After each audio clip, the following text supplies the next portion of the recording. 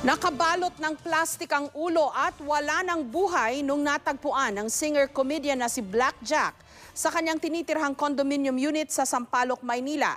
Nakilala noon si Black Jack dahil sa kanyang mga sikat na novelty song. Live mula sa Sampaloc sa Maynila, may report si Mav Gonzalez. Mav?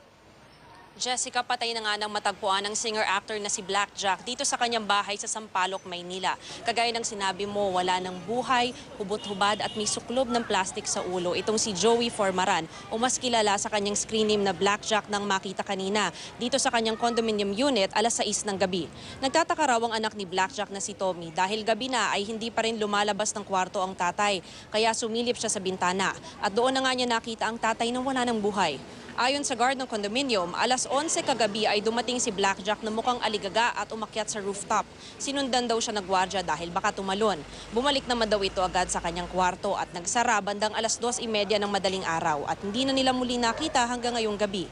Iniimbestigahan pa ngayon ng pulisya ang sanhi ng pagkamatay niya. Pero mukhang wala raw foul play dahil mag-isa sa kwarto si Black Jack at nakalock ang pinto.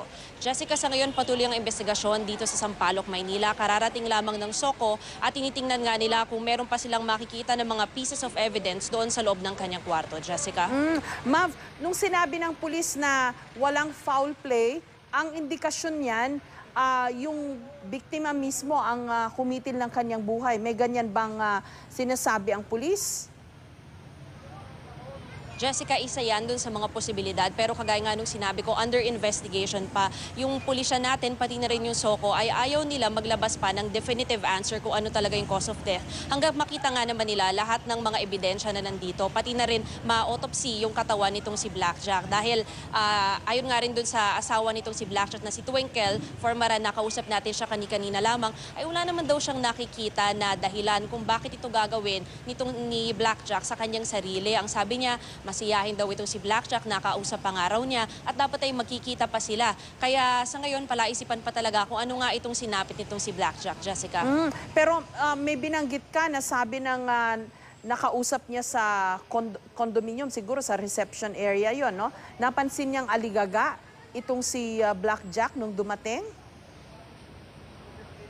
Oo, tama, Jessica. Kausap natin yung gwardya ng condominium na nakatao kagabi dito sa kanilang gusali. At sabi nga niya, ay lumabas daw itong si Black Jack mga bandang alas 11 kagabi. At pagbalik nito, ay nakita nga raw niya na medyo aligaga, palakad-lakad daw at mukhang meron daw iniisip.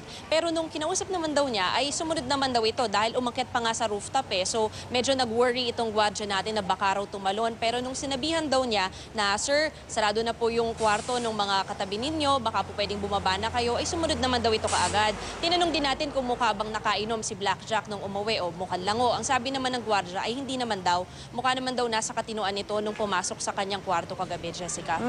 Yung plastic sa kanyang ulo, anong pagkakadescribe ng pulis? Mukhang inilagay ba, may naglagay ba o anong ibang possibilities, Mav?